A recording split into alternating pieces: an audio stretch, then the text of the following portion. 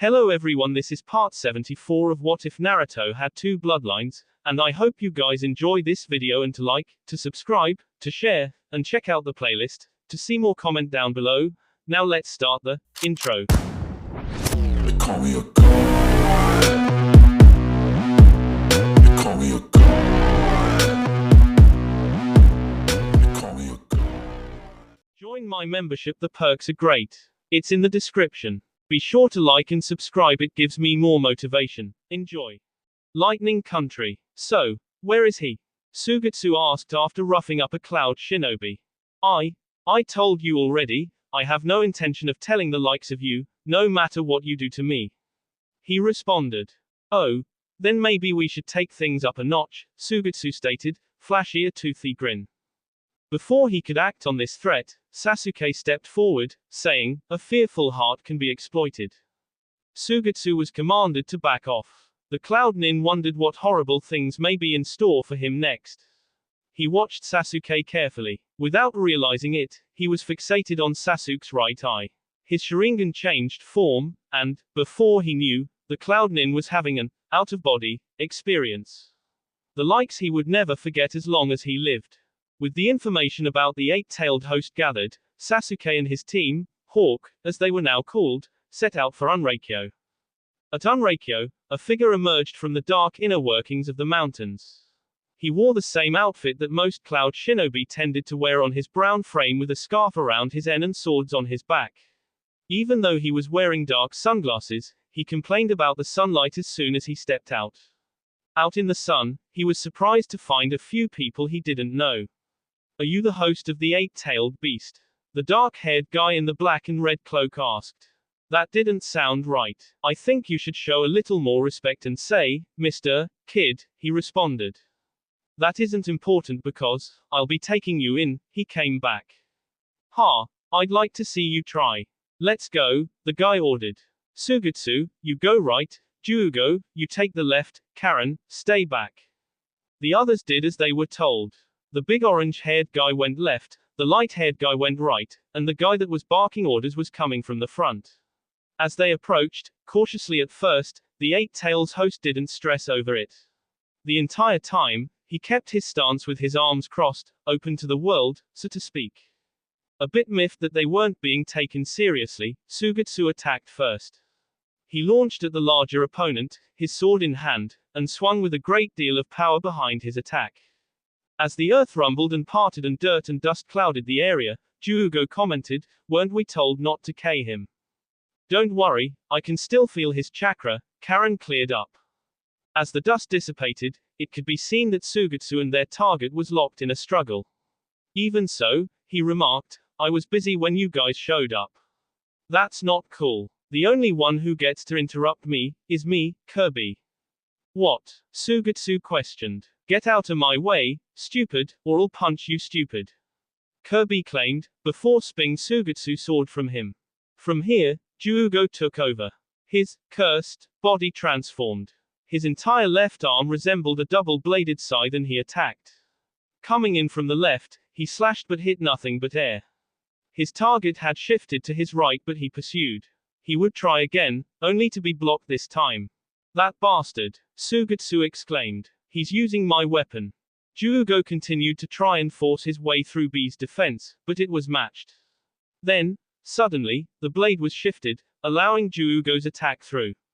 Once again, this resulted in nothing for him. However, Kirby had slipped underneath this attack and followed up with a hard punch to Juugo's gut. The power and force of the blow was strong enough to cause him to immediately drop to the ground.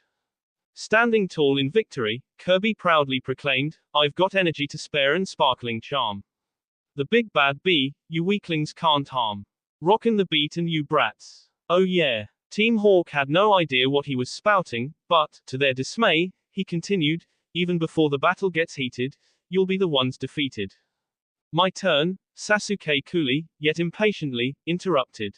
Kirby shifted his stance with his arms out, mocking and beckoning Sasuke to try his luck. Juugo rolled to the side, catching B's attention. This allowed Sasuke to use his speed to slip in close. Swiftly slipping his sword from his sleeve, Sasuke barreled down on his target, but, like the times before, Kirby managed to find a way to block. Using Sugetsu's sword, he blocked Sasuke's. Swinging the hefty weapon with only one arm, he managed to turn Sasuke's attack away. The large blade struck the ground and Sasuke tried to take advantage. The target's entire right side was open. Sasuke shifted, bypassed the sword, and delivered a kick to his head. He soon found that his opponent was much quicker than he looked. He slipped under his kick to deliver one of his one. Kirby too found out that he was dealing with a speedy opponent.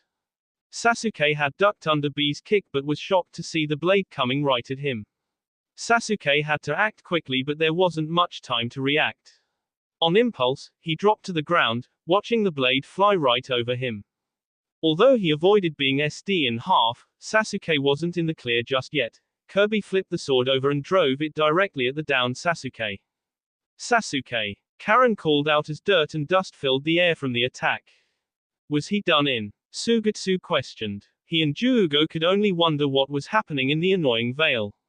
Karen was a different story. Sasuke had just managed to avoid being espered. He flipped back to his feet just as another chop was coming his way. With no time, he secured his own sword in the way to stop the attack. The power of the attack was too much, however. Sasuke was being pushed back. About to fall over, he leapt off of his feet. In a fluid motion, he then plunged his sword through an opening in Sugetsu's blade, halting its movement. With this means of attack stopped, Sasuke had a split second to take advantage. Still in the air, he kicked out, placing the base of his foot in Kirby's N. Seemingly unfazed, B whipped out his pencil and pad and began writing in it. Taken aback by this, Sasuke backed off, pulling up his sword and launching Sugetsu's out of the cloud of dust, surprising him. Hey, I'm in a good mood. I was just able to write an awesome rhyme. I'll be sure to thank you, brat, by putting you down for a nap. Though he retained his composure, it could be seen that Sasuke was a bit annoyed by Kirby's response to the situation. The dust finally cleared and Team Hawk could now see everything. Seeing Kirby reach for the weapons at his back, Sugetsu warned, "Watch out, Sasuke. He's experienced with swords. He isn't your average opponent." After tossing his swords up into the air, and catching them in an awkward-looking stance, Kirby threatened, "Now you're gonna feel my hooks." What's with that? Sugetsu wondered. As Sasuke raised his guard, Kirby launched himself. He flipped through the air, turning into a ball of spikes. Sasuke jumped back to avoid being skewered, but Kirby kept it up. Sasuke was being forced back more and more as he tried to avoid being slashed by B in his unorthodox style of fighting. The clanging of their blades echoed throughout the valley as the two continued to mix it up. As their struggle continued, it was beginning to look one-sided. Sasuke just couldn't seem to find a way to battle against Kirby this way. He finally activated his Sharingan with perfect timing, avoiding having one of his eyes gouged out. Although he had used this technique, it didn't seem to help him as B's swift, acrobatic flips and seemingly random slashes got through. He was easily being overwhelmed and outmatched. Feeling that it was all he could manage in his situation, Sasuke tried to back off. He knew that he wouldn't be let off the hook so easily, however, and focused on protecting himself. He watched B's movements carefully, trying not to allow himself any mistakes or openings. While focusing on B's swords, he had made a great mistake. While Sasuke's eyes followed the twirling blades, Kirby sprang forth and delivered a dropkick to his chest. Sasuke roughly rolled through the dirt until he came to a stop a few feet away from his team. "Sasuke, are you alright?" Karen called. He loudly grunted as he got back to his feet. Not to be intimidated or defeated so easily, Sasuke charged in for round 2. "Hey, is this really best?" Sugetsu questioned. "I couldn't even read that guy's moves just now. Will Sasuke be alright doing this alone?" Karen let out a low growl as she continued to watch. As Sasuke closed in, his team took notice of his hand seals. His hand became electrically charged as he took hold of his sword. He quickly channeled it into his sword as he attacked. As they crossed their blades, a shock was in store for one of them. "I float like a butterfly, and sting like a bee. 'Cause I'm Kirby, the eight-tailed beast," he proclaimed. Suddenly, Sasuke found himself turning into a pin cushion. Sasuke's team was horrified as, not one but 6 swords penetrated his body. This horror gripped on tighter as Kirby called for a finish. A timely rescue presented itself. At this time, Sugetsu managed to block B's sword with his own. With these turn of events, B began channeling electricity into his sword, just as Sasuke before. His blade was being cut through. To this, Sugetsu thought, crap. He even uses lightning-based attacks. I'm no good against lightning-based attacks. Seeing that they were on the losing end, Sasuke finally got with the program. He placed his hand to Sugetsu's blade and supported him with his own lightning-based attack. Kirby's progress was halted instantly.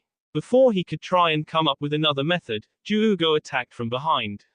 He had lucked out. With the enemy distracted, Juugo transformed, monstrous fist said B and sent him a ways away. With time now, Karen swooped in and dragged Sasuke away. As Karen saw to Sasuke, pulling out the swords in his body, she thought, that guy streamed his chakra, too. As she pulled out the last and looked at it, she could see B in the distance.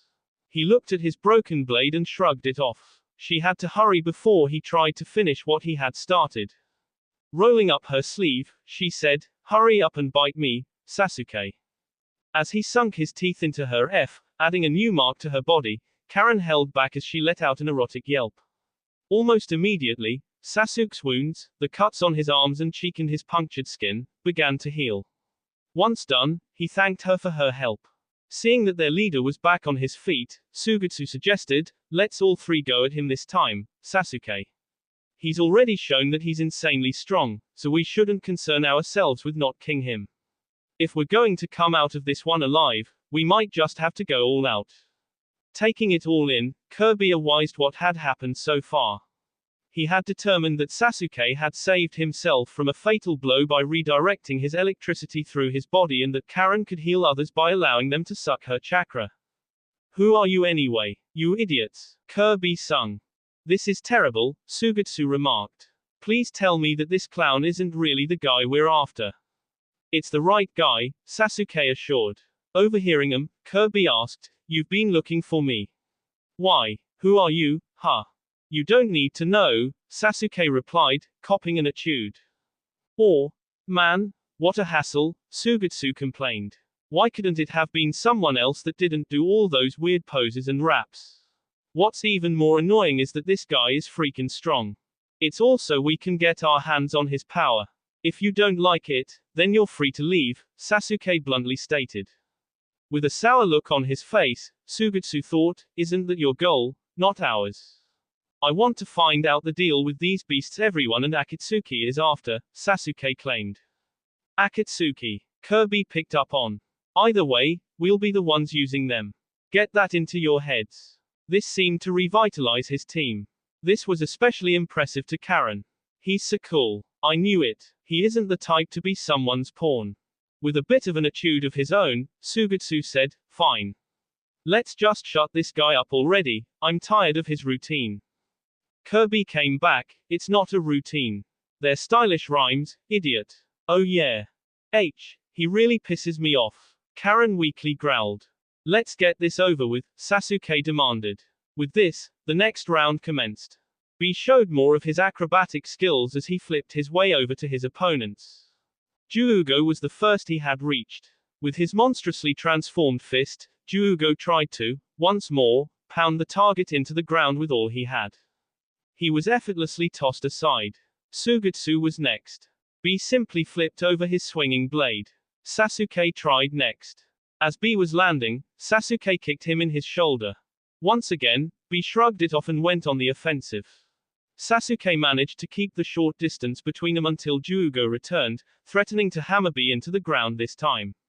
Without showing any signs that he was aware, Kirby avoided being said and elbowed Juugo in the chest. As Juugo fell back, Kirby focused on Sasuke. He went right from an elbow, in Juugo's chest, to a punch aimed at knocking Sasuke's head off his shoulders. Sasuke was saved from this by Sugetsu shielding him with his body. Kirby's fist passed right through him but became stuck. With this, Sasuke was given his counter attack with Chidori.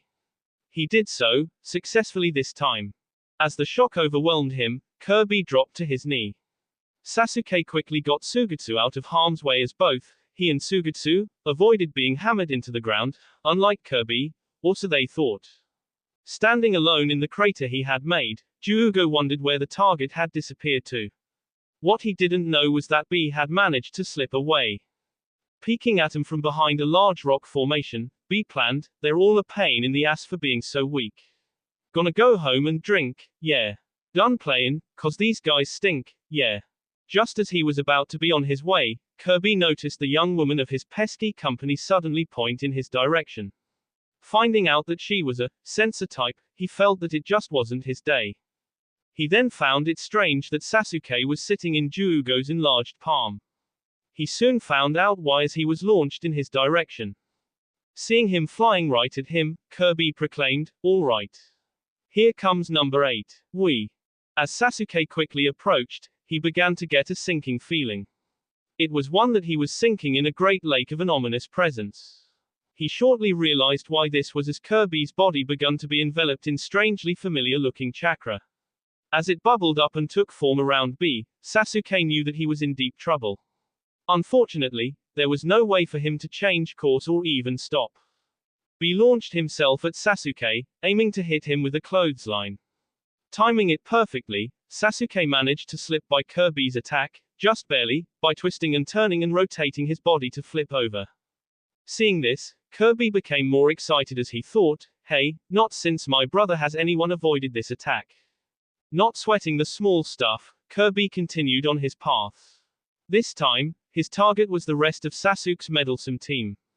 Thanks to Juugo, quickly snatching him up, the team avoided a serious disaster. If he hadn't, like the area they once stood atop, they would have been blown to bits. A few errant chunks of rocks were sent streaking through the air, and, with enough force, hurt Juugo, causing him to drop Sugetsu and nearly do the same with Karen. Safe enough, they splashed down into the body of water below. Sasuke was relieved that they hadn't been crushed by the target's destructive attack. Whether he realized it or not, Sasuke and his team came to think of how destructively powerful and fast their target was. But he only moves straight, I shouldn't have any trouble seeing him with these eyes, Sasuke thought. But just in case, Sasuke called out, "Karen. I want you to feel his chakra and predict his movements. Keep a lock on him and let us know where he is at all times." Just as he finished, in an explosive fashion, Kirby emerged, exclaiming, "If you can make it in time." Sasuke's eyes widened as Kirby was only a few mere feet away. As if it was an automatic response, Sasuke's Sharingan switched over to its Mangekyo Sharingan form. About 5 yards out, Kirby suddenly stopped in his tracks. He crashed to the ground, not even able to break, or soften, his fall and slid by Sasuke a few more feet. Sasuke let out a sigh of relief. In an instant, he had placed a genjutsu on Kirby to disable him, and it worked. He then felt a sharp pain in his right eye. As he reached up to grab his head and cover it, he was surprised by a sudden blitz. Unexpectedly, Kirby had broken out of the illusion, closed in the few feet between them, and connected with a devastating lariat that tore the F from Sasuke's chest. From Karen and Juugo's point of view, with the form of the strange chakra, Kirby's attack resembled a bull goring Sasuke. As his blood and his body flew, Sasuke's team could feel a familiar sensation sneaking up on them.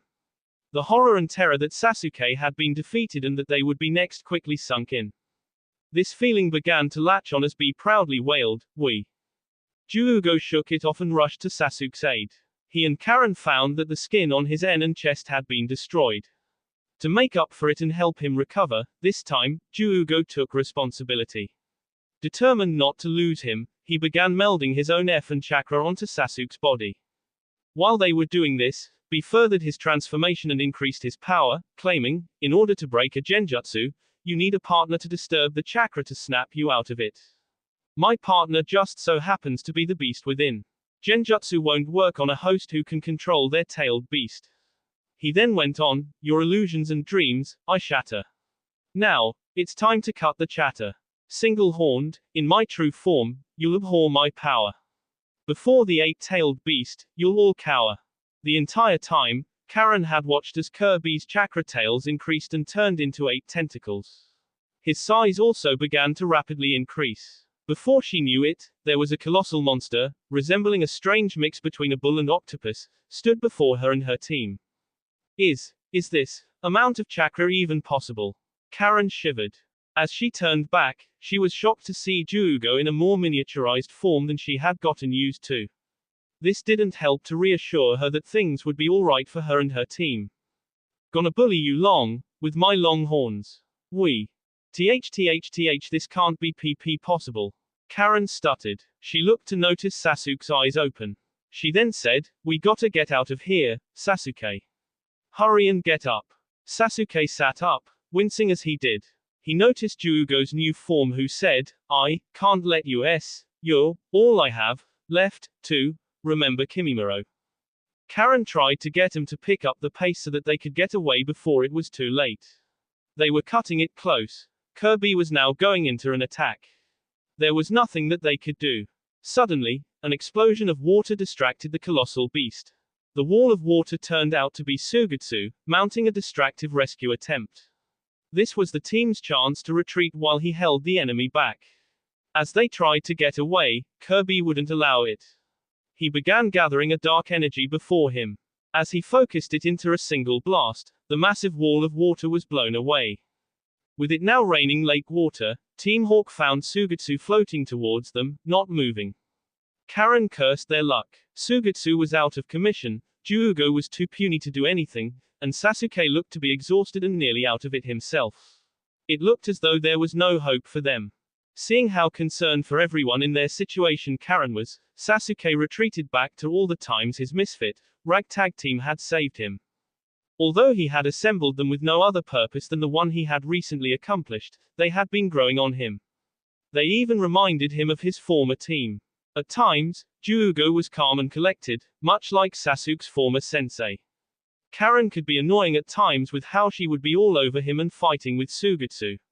This reminded him of Sakura and Naruto, and, like them, they have the good points and can be useful at times. With destruction looming, Sasuke resolved that something had to be done. This was his last resort. Amaterasu. Blood sped from Sasuke's left eye as he locked his sight on the charging monster bull. Before he knew it, the transformed Kirby was set ablaze in a glorious black flame.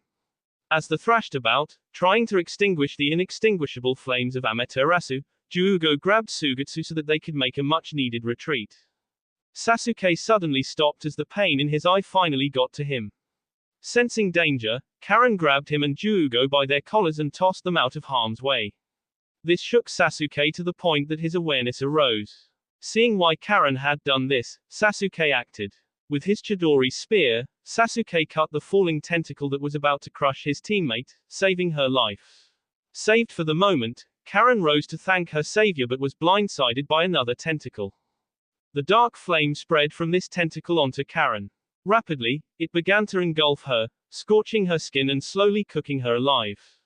Juugo grabbed Sasuke. Karen's done for. We have to get out of here. As weak as he currently was, Sasuke jerked away from Juugo. He focused on Karen and the black flames. He strained himself but, it seemed that he somehow extinguished the inextinguishable flames of Amaterasu with just a look. Ultimately, Karen's life was spared. Juugo, get Karen out, Sasuke commanded. Juugo did as he was requested, stretching his arm and pulling Karen out of the lake. All that remained was getting away while they could. As they were about to make their retreat, their attention was captivated by the suffering beast that nearly caused the deaths. Its form began to shrink as its cries grew. Because of this, and out of curiosity, Sasuke sought to extinguish the flames covering their target as well. Upon succeeding in doing so, he figured, I put out Amaterasu's flames, is that the power of the Mangekyo Sharingan? It looks like he's still alive, Juugo relayed. It looks like, we may not have to kill him, let's grab him and get out of here. They did so and left as quickly as they could. Two Cloud Nin were hidden as they looked on. They stayed put, so as to not draw the enemy's attention. Is that, Master Kirby? One quietly questioned. What's going on?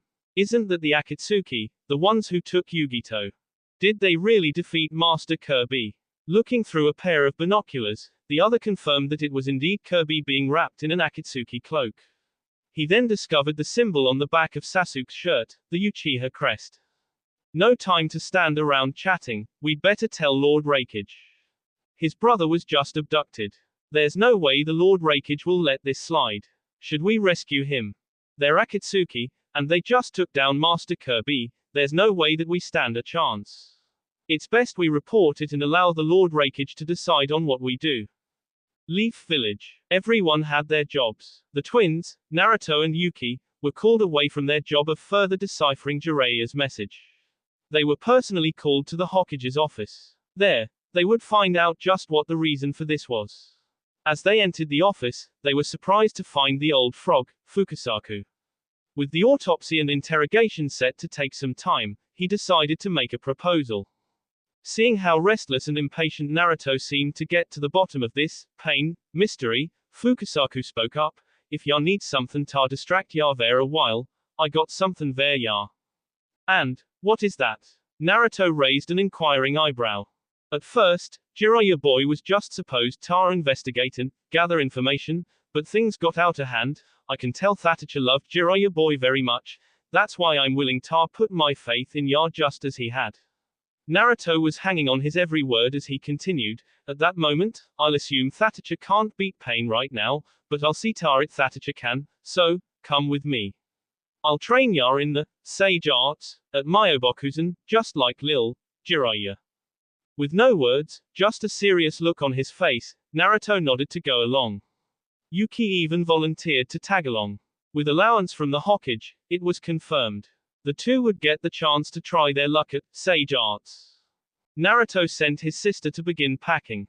In the meantime, he would see to something else. With little effort, Naruto quickly found Konohamaru and had him follow him to one of the village's training grounds. Naruto finally answered the question of why they were there. Konohamaru, there's a jutsu I want to teach you. Konohamaru was curious as to what this was all about. Naruto answered, it's time that I become someone that leads instead of follows. I should pass things on to others for a change. I want to become a cool adult, he smiled in a cheesy manner. Anyway, the jutsu I'm gonna teach you is on a whole new level from anything else I've already taught you. Konohamaru looked confused. Something then came to him. Did he come up with something new? What kind of jutsu could it be? Is it some awesome, pervy jutsu? Konohamaru began to get excited as his expectations shot through the roof. Okay, first step is rotation. Konohamaru's imagination took over. He imagined Naruto, transformed using his jutsu, spinning on a pole. Next is power. Konohamaru's eyes nearly out of his skull as various risque thoughts of what Naruto could mean by this popped into it. Lastly, you combine the first two steps and follow through with the third, form maintenance. From this, Konohamaru thought of the female form and the best way to show and maintain how sexy and appealing it is. Seeing the young Konohamaru's drooling expression, Naruto wondered just what he was thinking of. He painted Naruto a picture, which he took into consideration.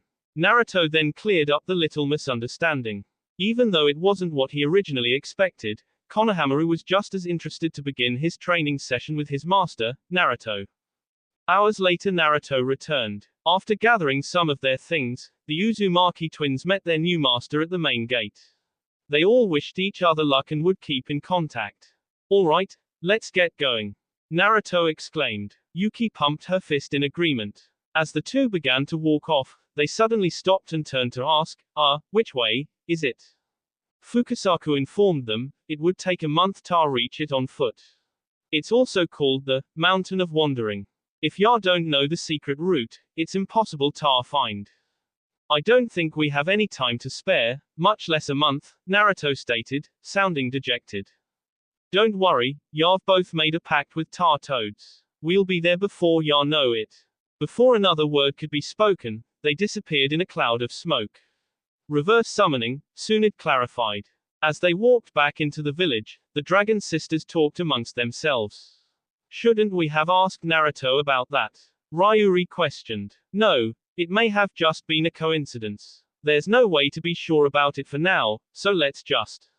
Hey, you guys, you're falling behind. Sakura called out. We're coming. Ryubi shouted back. X. That will be all for this video. Be sure to like, subscribe, share, and comment down below for more videos. Goodbye.